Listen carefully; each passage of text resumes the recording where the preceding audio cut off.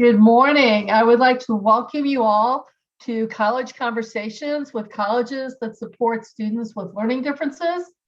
I'd like to welcome you on behalf of Sage Scholars, Ready Set College, and of course our founder, Dr. James Johnston. My name is Jenny Johnson, and I'm the Consulting Director of School Counseling and Student Engagement at Sage. This program is brought to you by Ready Set College, a product of Sage Scholars. Ready Set College is a college search engine matching careers, including assessments and majors to appropriate colleges. It is also dedicated to providing information on college funding and has a library of useful articles and takeaways, including recordings of all of our webinars, including our first one on liberal arts, our second on STEM schools, our third on art colleges, and this one on colleges that support students with learning differences. Today, our premier Sage colleges that will be speaking are from Landmark College, Dean College, and Lynn University. Just a little bit of housekeeping before we get started. All participants will remain on mute during the presentation. If you have any questions, please type them in the chat box. There will be time for Q&A at the end of the presentation. This program is being recorded and will be sent to you after today. This is one of several Third Thursday college conversations that we've had. The colleges that we'll be presenting, like I said, are from some of our premier Sage schools that work with kids with learning differences. We will be not having one in April due to holidays, but we will have one, our last one for the year in May, which will be on BS, MD programs. A lot of questions are always flying out about that. And we have many Sage schools that are participant in this program. I would now like to turn the program over to Fern from Landmark College and take it away. Thank you so much, Jenny. I am going to start by sharing my screen so you can all see it. So we are really delighted to be here. Yeah, that was really nice. That's a nice area. Sounds like we could use a mic. That'd be fun to stay down there. Yeah, this is about the park. I think we've got it. So thank you, Jenny. Thank you all of us for joining us this morning. Ed, Omar, and I are really happy to be having this conversation with you. Oh, Fern, I hate to interrupt, but can you put it in presentation? Oh, thank I you just so much. did. You should be seeing it correctly right now. Thanks. So a little bit about what this hour together is going to look like. Each of us is going to present information about our particular institution.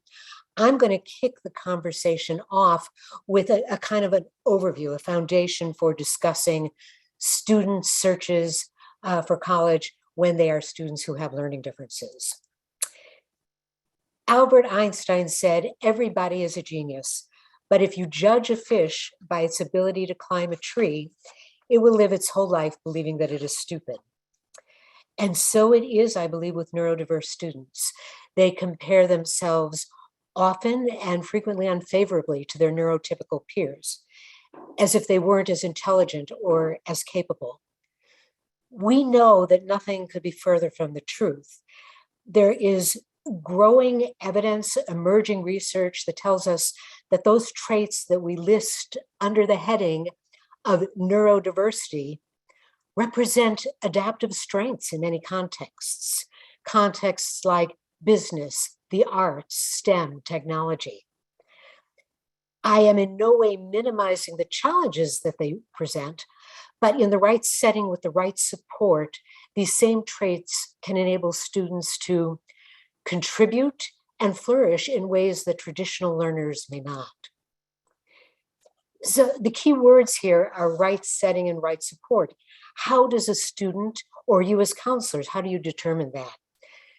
It's the reasons that I always recommend that students begin their college search as an inner journey, looking for greater self-awareness, asking themselves the really important questions.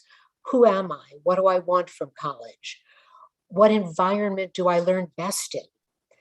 Do I understand my learning difference? Can I articulate it? And the bottom line is, what accommodations and support do I need if I'm going to maximize my opportunity for success? The numbers here tell a really important story. In high school, 94% of students who have a learning difference are receiving some kind of assistance. Despite that, only about 25% go on to utilize the resources that are available to them in college, whether it's out of fear of stigma or because requesting accommodations can be a cumbersome process requiring that students self-advocate, something that can also be very challenging for students. But it's important to look, I think, at post-secondary outcomes for students within 6 years of graduation, students who choose to continue their education. Only 51% of all students, that's neurotypical and neurodiverse combined, earn a post-secondary degree. And that percentage goes down for students who have learning disabilities and learning differences. Only 38% of students with specific learning disabilities and about 35% of students with ADHD or ASD earn a post-secondary degree. The good news is there are things that students can do that dramatically change those kinds of outcomes. We know that students who don't start receiving support at the very beginning have an increased risk of not graduating. One study done at a large state institution found that students who waited until after their first year to request accommodations had 3.5 times the risk of not graduating within 6 years. So be sure students improve the odds. They need to be sure to access and utilize supports. The college support landscape is very different than what students have become accustomed to in high school. I think of it as a pyramid, and at the very base of that pyramid are all 4,300 or so institutions of higher ed required by law to provide accommodations. Those accommodations, however, do vary from institution to institution. So it's really important that students align what they are looking for with what a particular college or university offers. A smaller subset of colleges and universities offer, in addition to accommodations, some kinds of skill building services. It may be coaching and advising, writing or math labs. What we do know is that students who have these kinds of beyond access supports built into their program have higher GPAs and higher rates of success. A smaller, again, subset of these institutions are traditional colleges and universities. You'll be hearing from 2 of them today that have within them structured learning support programs. These programs are far more comprehensive. They focus a great deal of attention not just on remediation, but on skill building, which is important to students in college and after college as well. And then there are only 2 4-year colleges, Landmark and Beacon College in Florida, that are designed exclusively to serve neurodiverse students. At both of these colleges, the liberal arts curriculum is completely traditional and rigorous, but accommodations and beyond access supports are embedded in the natural teaching and fabric of the institutions. These 2 colleges offer the most comprehensive kinds of support for students. The other part of the landscape that's important to be aware of is the legal landscape. In high school, K-12, the Individuals with Disabilities in Education Act and Section 504 define and protect the rights of the student. In college, the IDA goes away and the ADA takes over. There are some important differences. The IDEA is a federal law of entitlement. It looks at education as a right, and all students are guaranteed a free and appropriate public education in the least restrictive environment possible. The school district bears the responsibility for student success, so it falls to them to identify students who are in need of support and evaluate them, then creating a plan based on the evaluations.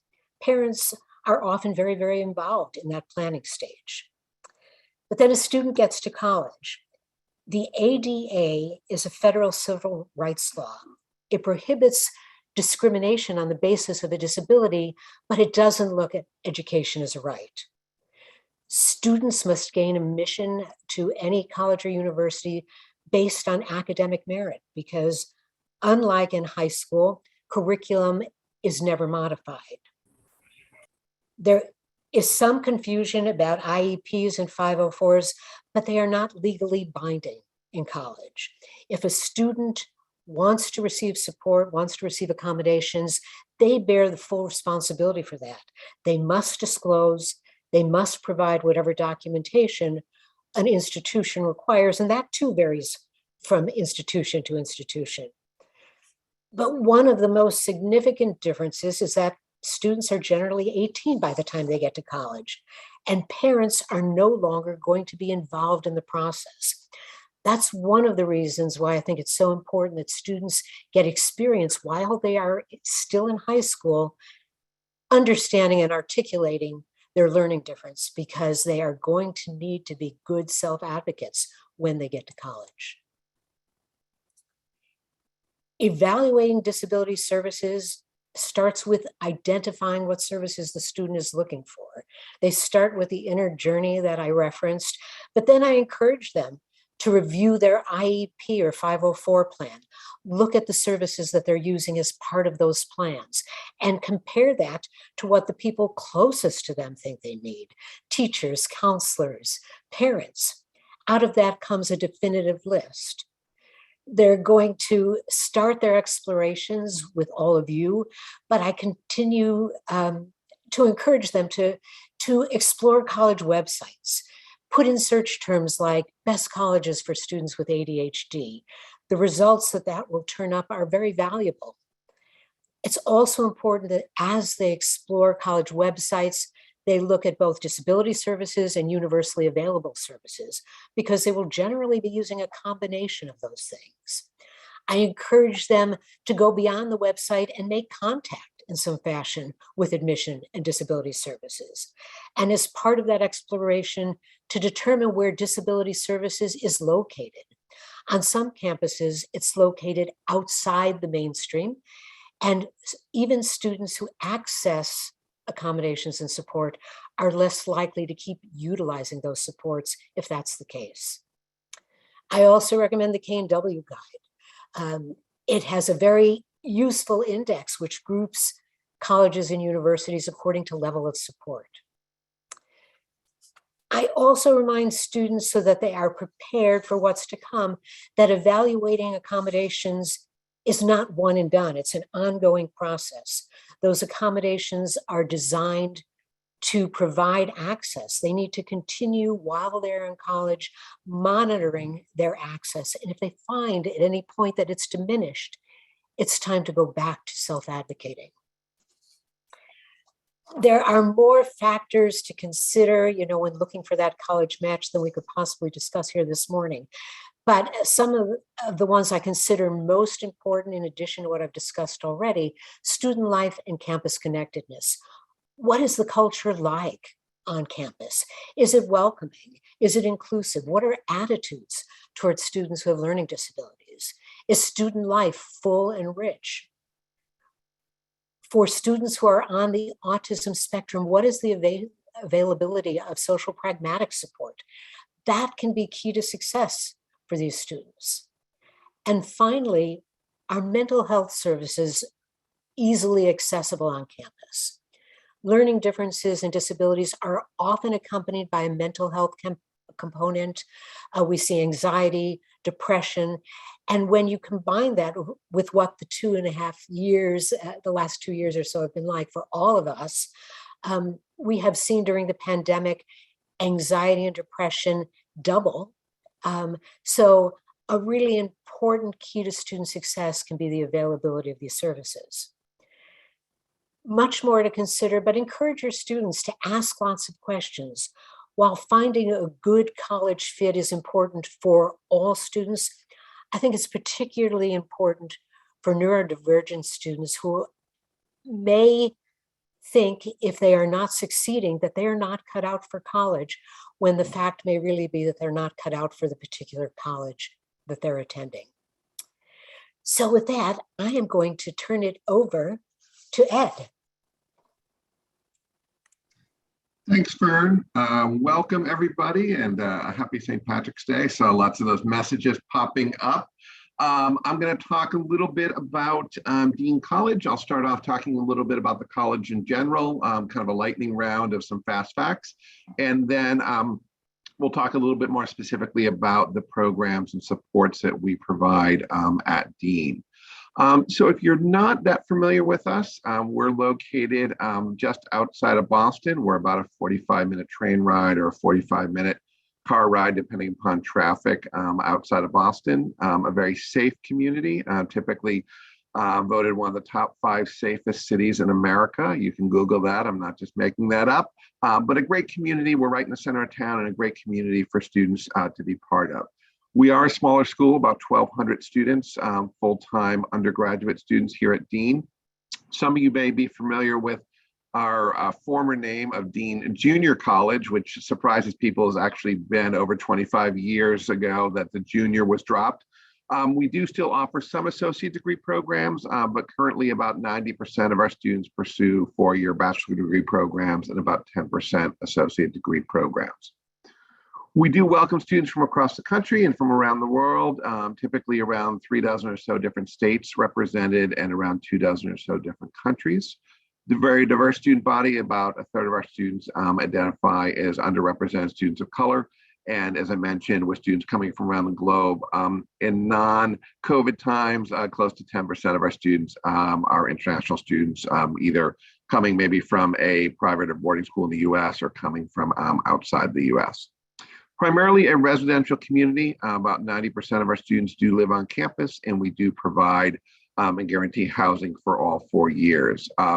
Overall, a wide variety of housing, from sort of traditional dormitory style housing to on-campus suites and apartments, and some community style living in some of our Victorian homes here on campus. One thing I'll just note in particular for this presentation is that students that might be part of our arts learning community, which I'll be talking about in a little while, they're not living in a particular residence hall or a particular dorm on campus. Students, all students are spread throughout the different residents here on campus. Thanks, Fern. Next slide, please. So just to talk a little bit about the overall academic experience, we offer 4 different schools here: School of the Arts, Business, Dance, and Liberal Arts. Arts for us would include things like theater and arts and entertainment management. Business, things like marketing, business, sport management. Actually, our communications program sits within school business as well. We do have a standalone School of Dance and Liberal Arts, as you're probably all familiar, including things like sociology, psychology, English, history. We have an early childhood education program. We have a biology program, and they would fall in the School of Liberal Arts. Many students do come in undecided. For us, with the exception of our theater and dance programs where there's an audition, students, the program they may choose on their application or check off on their application does not impact their admission to the college. With dance and theater, because of the audition, that's a slightly different process, and happy if somebody wants to message me to answer questions about that. In terms of the classroom experience, small classes for all students here, average size is around 18. I know averages can be deceiving, but what I can tell you is smallest classes would be around 10. Our largest would top out at around 40. Most would likely be in that sort of 18 to 30 or so range. So probably not much different than what most students are seeing in high school now. Faculty may be doing some research and writing, but they are definitely teaching undergraduates. They know if they're part of the dean faculty, their focus is working with our young people, sharing their knowledge, their expertise in the classroom. We certainly do weave in some collaborative learning. We know students aren't going to be going out and working in a vacuum, so a lot of teamwork and collaborative projects in the classroom, and really trying to mirror what their experience is likely to be like in the real world in terms of those collaborative experiences. And a lot of support along the way, and certainly going to jump into that a little bit more. Next slide, please.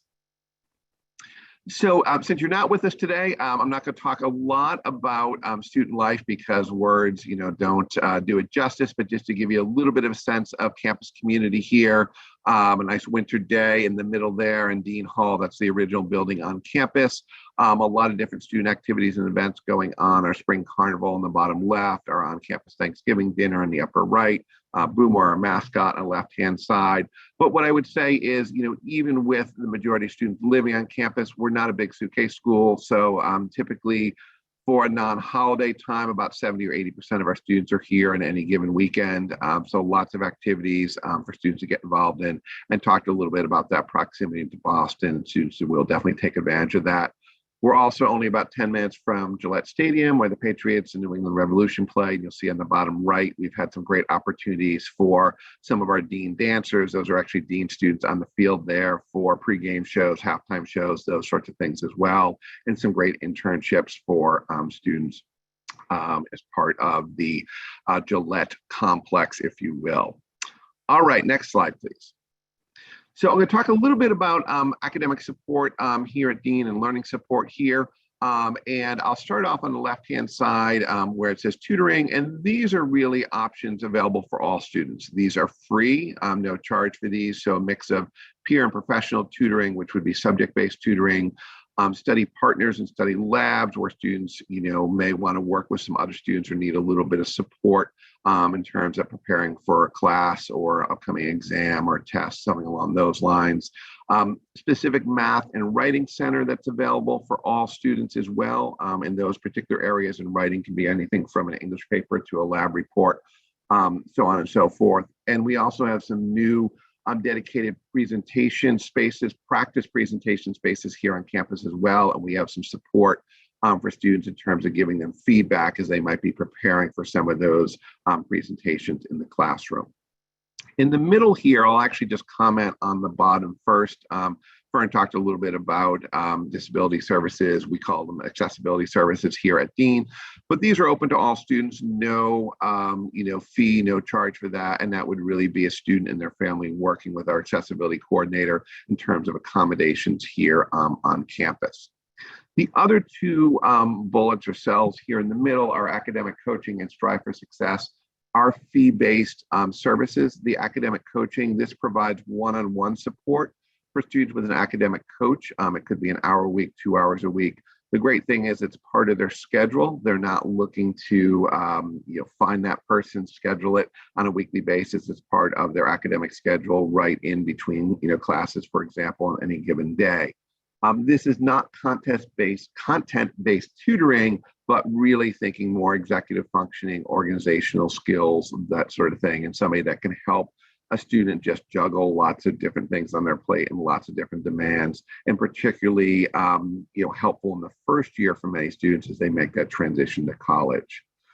Strive for Success is not specific to students that might have a learning difference, but really is a conditional admission to help students that are showing some good potential coming out of high school, but may need a little more support in their first year. And then on the right, the Arts and Learning Community. This is really the comprehensive program that we offer. It's an overarching, pun intended, support program for students. It provides a minimum of 3 hours a week of the academic coaching I mentioned, and a number of other supports for students as part of the Arts Learning Community. This could be a program that students would take advantage of for 1 year. It could be up to 4 years. I would say the majority of students after their first couple of years really transition away from the Arts Learning Community, and they may do more a la carte, if you will, academic coaching, or just taking advantage of the Math Center, study labs, those sorts of things. Fern, if you can go to the next slide, please. So just to dig in a little bit deeper to the Arts Learning Community, as I mentioned, they would work, students as part of the community would work with an academic coach 3 hours a week, and this is the same person for those 3 hours, somebody that gets to know them, and it's part, as I said, of their academic schedule. They do have academic advisors who are part of the Arts Learning Community, and they do have, essentially smaller caseloads, have a little more time to spend with students as part of the Arts Learning Community. The professionals as part of the community maintain a great relationship with faculty in their classes, and making sure that these students are getting the supports that they need. We do a specific orientation for the arts program. I'm going to skip over to the next bullet and just touch upon that real quick at the end.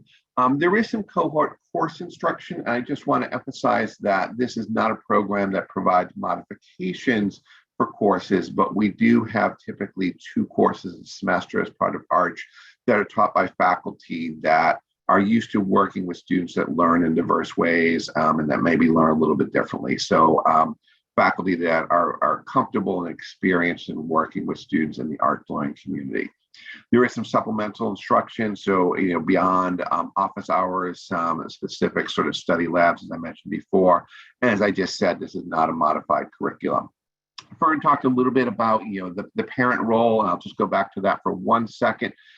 So we do encourage students at Dean overall to consider waiving their FERPA rights, giving us an opportunity to talk with families, and particularly in the arts learning community, to have that conversation with students.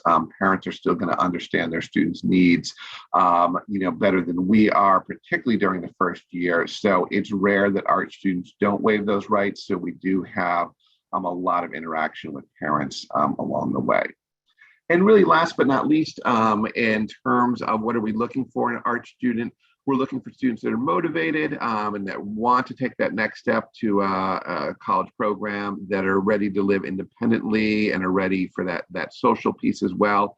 And then obviously have had the academic skills, coming out of high school. So I will pass things back. I think that was my last slide, I believe, Fern. Yes.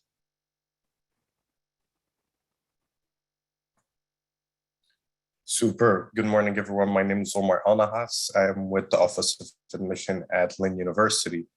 I'm going to be also doing a quick overview about the university, and I'm also going to be talking about our support services. So to start off, we're going to go into the next slide and show you where we are. We are located in Boca Raton, Florida. So that's an hour north of Miami. So for any of your students who are interested in Lynn, just remind them that there are 3 airports that they can fly into. They can fly into West Palm Beach, Fort Lauderdale, and Miami International. All of them are within a respective anywhere between 40 minutes to an hour from Lynn. Now, to dive deeper into the university, the next slide is going to show you an overview about what we have. At Lynn, one of the key things that our students love is diversity. We have been ranked as the 2nd most diverse university in the United States. We have students from nearly all 50 states, and we have students from around 100 different countries around the world. So diversity plays a very important role at Lynn. You're also going to see in the previous slide that we were an Apple Distinguished School, and we still maintain that title for almost 10 years. What that means is every student that comes to Lynn, they get an iPad, and all their education takes place on the iPad. So all their books are loaded onto it, all their assignments are submitted through the iPad. They can use text-to-speech to have the books read back to them. All the different accessibility functions can all be done from the iPad. Another big draw to Lynn is the fact that we are considered a small to medium-sized school. We're around 3,300. In which the average class size is around 18 to 19, and some of our biggest classes range around 25. So students are always facing faculty, and they're able to develop that one-on-one relationship. Now, within the classroom, we do have quite a bit of majors that they can pick from. We have over 100 different degree programs, which are divided into 6 distinct colleges. We have the College of Aeronautics, Arts and Sciences, Business, Communication and Design, our Conservatory of Music, and our College of Education. So quite a bit that they can pick. Now, in the next slide, I'm going to be talking a little bit more about our schedule. So while most schools operate on a semester, we operate on a block schedule. So what we've done is we've taken a traditional semester of 16 weeks, and we've divided it into 4 blocks. Each block is 4 weeks long, and students can take 1 to 2 classes. So students go to class Monday through Thursday, giving them a 3-day weekend every single weekend. Fridays are generally used to catch up with their assignments, or if they need to meet with faculty, extra time aside from Monday through Thursday. It really has allowed our students to flourish and be able to retain the information versus having to cram it right before a final, put it on a piece of paper, and then forget it. So it's been a very, very successful model that we've implemented for 2 years, and we plan to continue into this next year and reevaluate the year after. Next slide, please. Now, on campus, we do have 7 distinct dorms, which our students can pick from. We have what we call apartment style and dorm styles. Apartment style is 3 to a room with a private bathroom, and dorm style is 2 to a room with communal bathrooms at the end of the hall. Now, students are required to stay on campus the first 2 years. Afterwards, if they choose to live off campus, absolutely, we encourage them.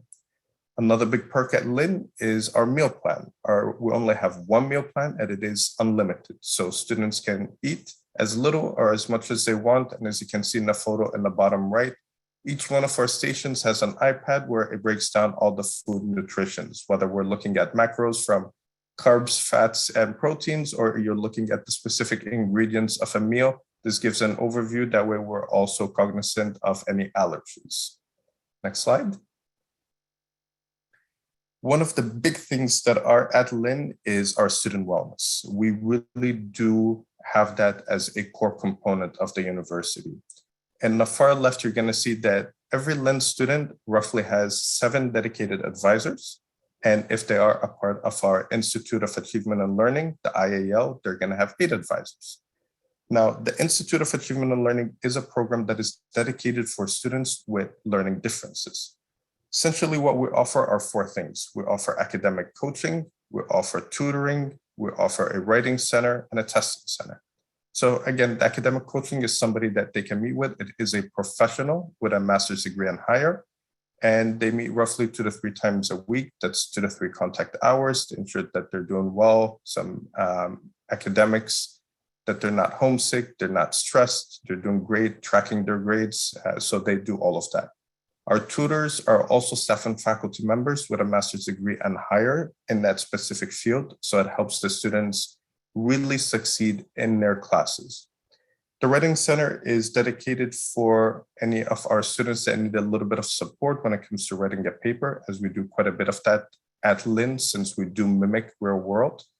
So the Writing Center is used for helping with APA formatting, generating ideas, ensuring the paper is correct. And of course, our Testing Center is for the students that need a little bit of extra time, or they just need a quiet space during testing. Next slide. Now, at Lynn, we also are very well known for our sports. We are NCAA D2 in 19 different sports. So whether students do plan on being professional athletes, or they just want to join intramurals, or they're just interested in watching, there's plenty to do on campus. Next slide. Now, all of this really culminates to why students should pick Lynn is truly when it comes to careers. We all want to make sure that our students are graduating and they go on to have careers in the fields that they truly want. That's why 98% of our student body has either went on to grad school or has gotten a job within 6 months of graduating. Now, of course, they go to companies that are Fortune 500, Fortune 1000, but they also go to small, medium enterprises, and we even have entrepreneurs. And in the next 2 slides, I'm going to be showing you some examples. So Winton Grant, one of our students that graduated with a bachelor's of music, you may have heard his music with Shawn Mendes, Miley Cyrus, Alicia Keys. He's also worked on Disney's Mulan and Lion King. Elizabeth Flores was recently promoted last year during COVID to become NBC and Telemundo's vice president. And then you had Fred Apollo, who's from Ghana. He was ranked in Forbes 30 under 30 in Africa. And then in the next slide, you're going to see we have 3 more alums. We have Dr. Gregory, who received a PhD in global leadership from Lynn, is currently the CEO of the Detroit Medical Center. And then you have Brent and Brooke, respectively, at Pixar and at Netflix. So as you can see, our students go far and wide into many different fields. At this point, I'm going to go ahead and turn it on to Fern so you could learn more about Landmark. Thank you, Omar. So Landmark is, as I already mentioned, a college that is devoted exclusively to neurodiverse students. Our students may have diagnoses of a language-based disability like dyslexia. They may have ADHD, executive function challenges, or maybe on the autism spectrum. There are ways in which Landmark is a very traditional college and ways in which we're unique. The curriculum itself is completely traditional. US News and World Reports has named us to the top spot in 2 categories for the last 3 years: Best Undergraduate Teaching and Most Innovative College. Some fast facts about Landmark: we're located in Putney, Vermont, on a self-contained 125-acre campus, really easy to navigate. All the academic buildings surround a quad. The dorms are on a hill looking down on the quad. There is woodlands for the students to hike, de-stress. It's a beautiful campus. We have about 450 students from 38 different states, about 12 different countries. Almost all of them are living on campus, which is actually part of the program because support is integrated into everything we do. Living on campus is an important piece of that. Our student to faculty ratio is pretty unheard of in post-secondary education, 6 to 1.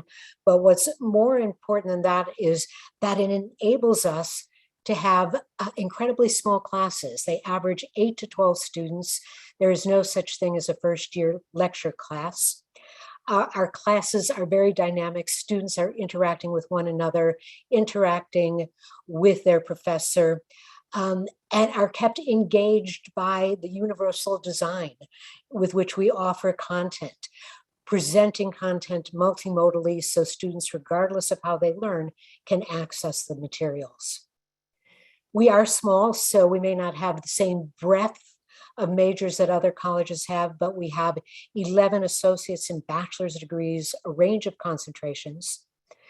Many of our students are transfer students, about 40%, students who have been to 1 and sometimes 2 or 3 other colleges first and come to Landmark looking for a better fit, a better college experience. But I think the most important number is that 65%. You may remember at the beginning of the presentation, I mentioned that only about 35% of students who have learning differences succeed in earning a post-secondary degree of some kind, only about 51% of all students. Students who come to Landmark and stay at least through an associate degree, 65% will go on to earn their bachelor's degrees. So we have really swung that needle far beyond what we see nationwide. Some highlights, we engage students where they are, wanting to help them meet their objectives. So we have both short-term and degree programs, and we start working with students while they're still in high school. We have an online high school dual enrollment program where students not only earn 3 transferable credits, but in everything that Landmark does, there's the curriculum and the hidden curriculum, which is about self-awareness, self-advocacy, skill building. So students in our online dual enrollment are learning from faculty who know how to teach unique learners. We have summer programs for high school students in which they can start to delve into their own learning profile, work on their writing skills for college, and dip their toe into the waters of what it would look like to be at a residential college. For undergrads, we have a bridge experience that's just 1 or 2 semesters on campus. Again, using Landmark as a launching pad to build the skills, to build the foundation they need for success at another institution, and then we help them transfer. We have a new remote learning first-year college program called College Start. We have a 1-year program called TAC, Transition at College, which is designed to help students who are working very specifically on executive function and on a slower transition to college. They are earning credits, but at a slower pace. Some students use our associate degrees as a launching pad so that they can do their gen ed requirements in an environment that is truly supportive and skill building. And other students stay with us through a bachelor's degree. The cornerstone class that all students take, regardless of how long they're going to be on campus as undergrads, is Perspectives in Learning, which is a course in which students really learn how they learn, understand their learning profile, and apply that to skill and strategy development. The community at Landmark is, I think, quite extraordinary. I became introduced to it first when my son was on campus as an undergrad.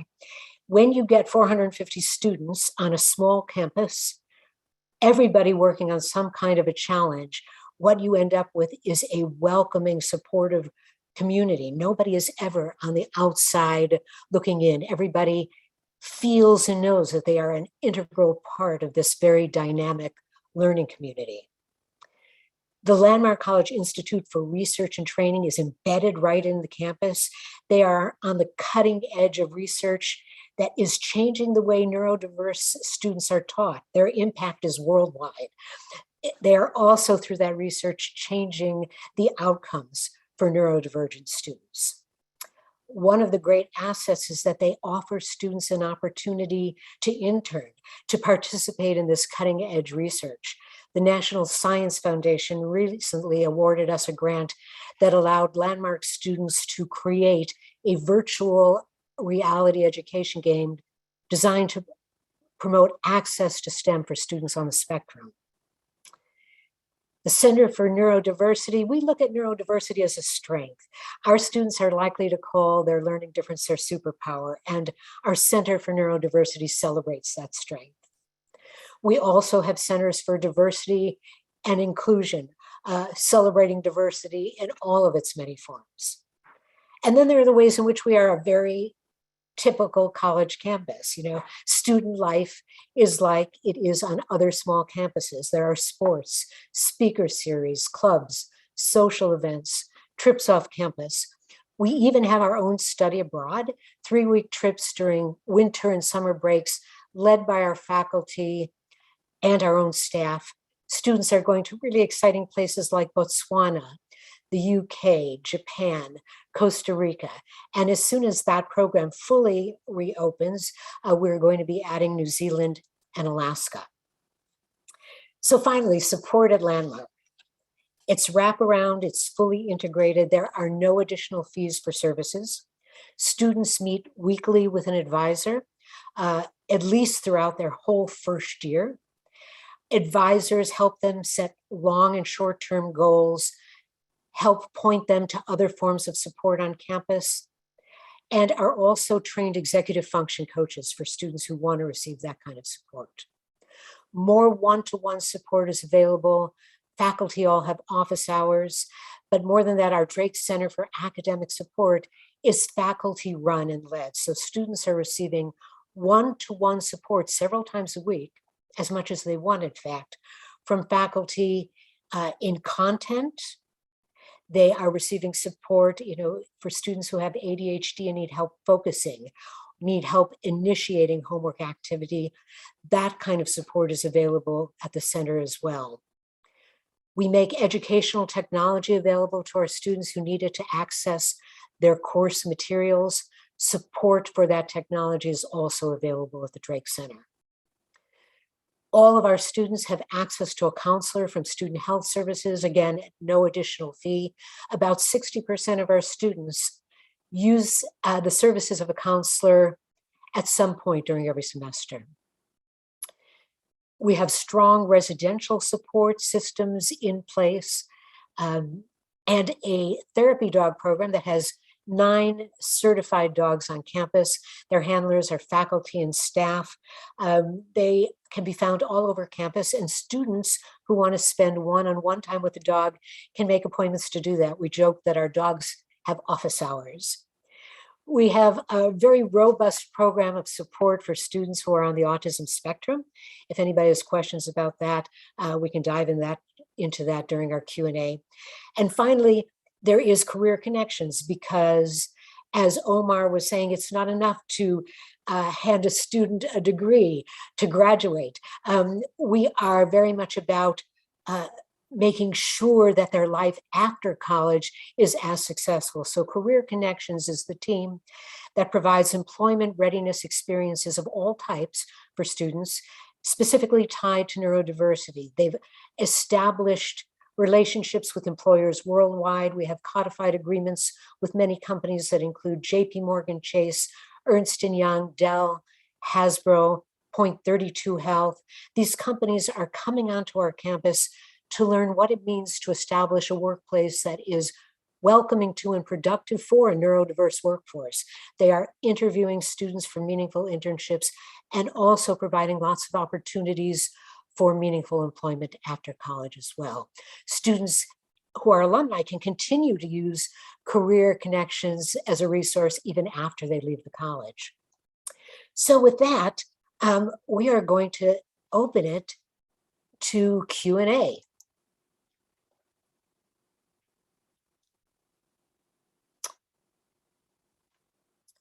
So Ginny, do we have I am questions? muted. I'm so sorry. That doesn't help if I'm muted. Let me open it up. I just had the window open. We've got some really good questions out there. I'm just going to start at the beginning. So there was a question about the K&W guide, which I know that a lot of people do use. How frequently is the information updated regarding neurodiverse students, resources at different colleges and university? And also, is there a digital copy or is it just easily accessible? The K&W guide is updated very frequently. They are on their 15th edition. That said, I always verify the information that I find in it, but it is a really good starting place. I don't believe it's available digitally, but it can be gotten from many resources. Anybody Yeah. else have more information on the K&W guide? I think it's every 2 years. I don't think it's every year. Okay, I wasn't think it's exactly every sure. other year. Thanks. And here's another really good question. If each of you could take a few minutes to respond to this, how do you evaluate if a student has the academic skills or not? What are the qualifications? And I think we could take that to the next step. Is the student admissible and then they come to your department, or does the department work with admissions with admitting a student that has neurodiverse issues? I can jump in. I mean, I think I saw there was a couple questions around this for Dean in particular. So with the arts learning community, there is sort of a supplemental application. It's really just 3 questions. There is an interview required and then any diagnostic testing.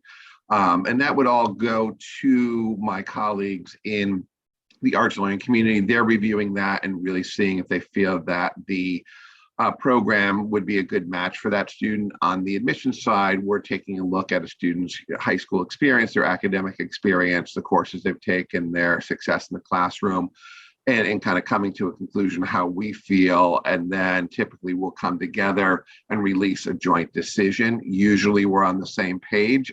Sometimes the question would be if a student struggled a little bit in high school and maybe was identified later in life in terms of some of their learning differences. And we've seen an upward trend, and our colleagues in the arts program feel good. We may, modify, things a bit, but it's not hearing from admissions and then applying to arch. It is sort of a simultaneous process, and our intention would be to release those decisions at the same time. Yeah, thank you. How about the other 2 schools? So with Lynn, it's similar to Dean, in which we have a supplemental application for our IAL, the Institute of Achievement and Learning.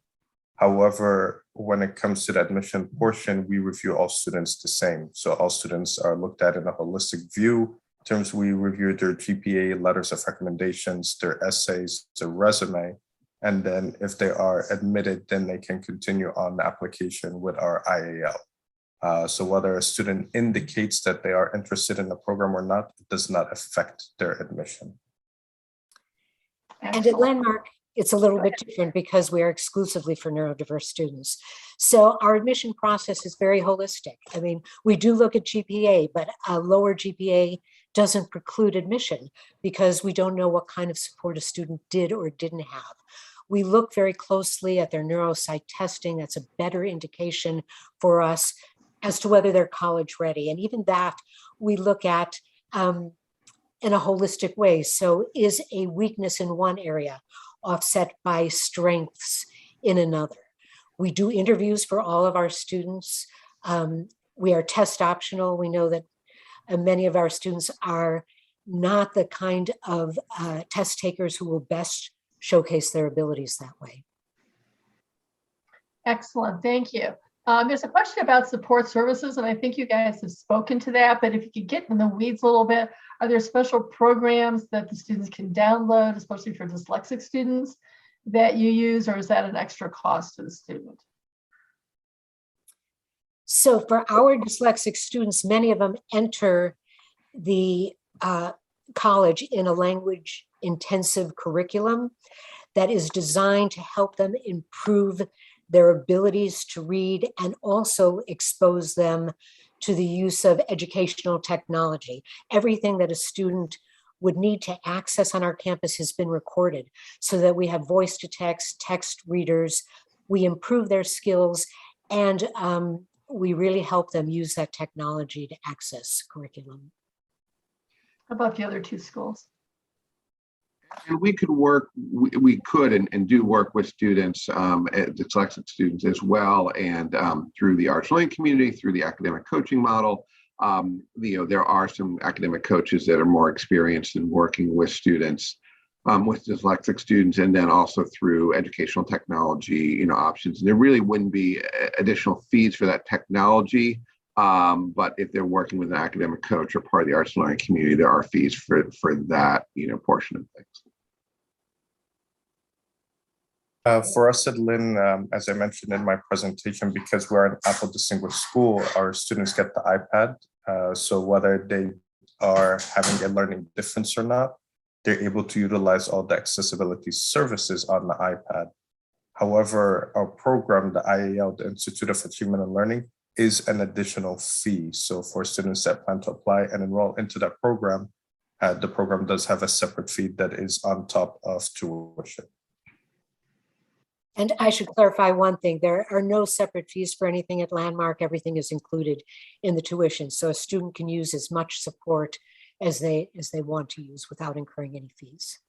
Yeah, that was a question that did pop up for both Dean and Lynn. What is how much is the extra fee? And the other question, no, I just lost it. How many students do you accept into the program?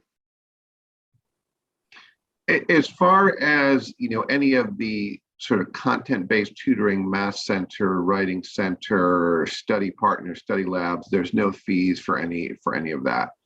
For the academic coaches, which are master's level or higher professionals, that is dependent usually on how much one-on-one time per semester a student is working with an individual. It's usually could be anywhere from $800 a semester up to an extreme, maybe of $4,000 a semester. That would typically be at least 5 hours of one-on-one time with an academic coach. And then briefly, in terms of the arts learning community, there is an additional fee for that. That does embed hours of that one-on-one academic coaching into the program. So the cost can vary a little bit. It's one of the few things in the college world where the cost actually usually goes down over the years. Many of our students will start with a level of support during their first year where the program would be a $7,000 or so cost for the first year. But for many students, we see them dropping down to a lower level of support, and that cost actually going down to maybe the $3,000 or so range in later years. Excellent. And we just have a couple minutes left. For those of you who I was not able to answer your questions, if you would just, put your email along with your question into the chat, we'll try to forward that on to the colleges. So in the last 4 minutes that we have here, if each of you could just speak to one thing that you really think would be the highlight and what maybe differentiates you from a school that does not support students with learning differences specifically. Omar, you can go first. Sounds good. So I'll make this quick in a minute. At Lynn, really the main thing that we like to highlight, aside from the diversity and the iPad, is how interactive the classroom is. 1 in 5 students at Lynn is diagnosed with a learning difference. So that's 20% of our student body.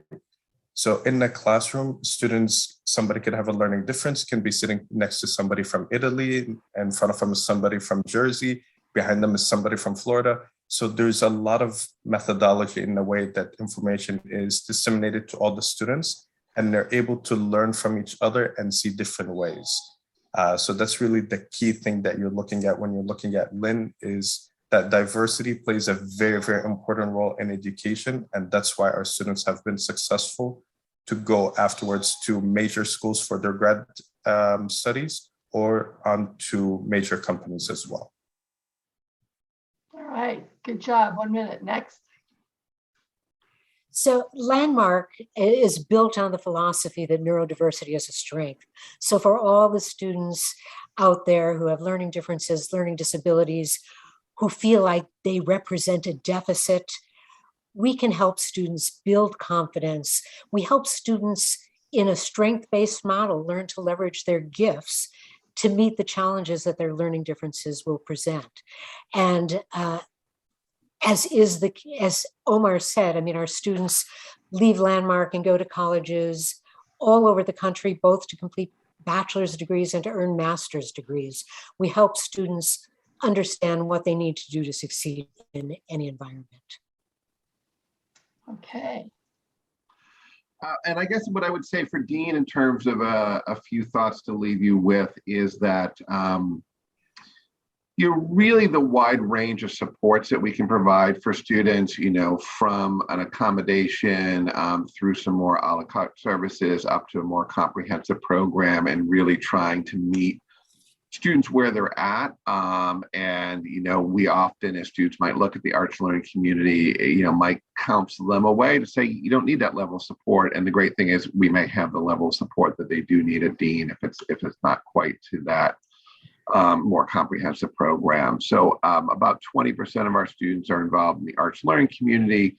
An additional 10% or so identify as having a learning difference or a learning disability.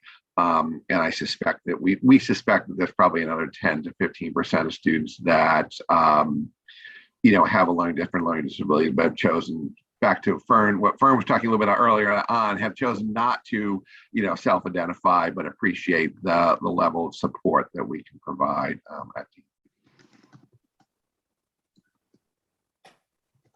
All right, thank you all very much. Thank you for coming.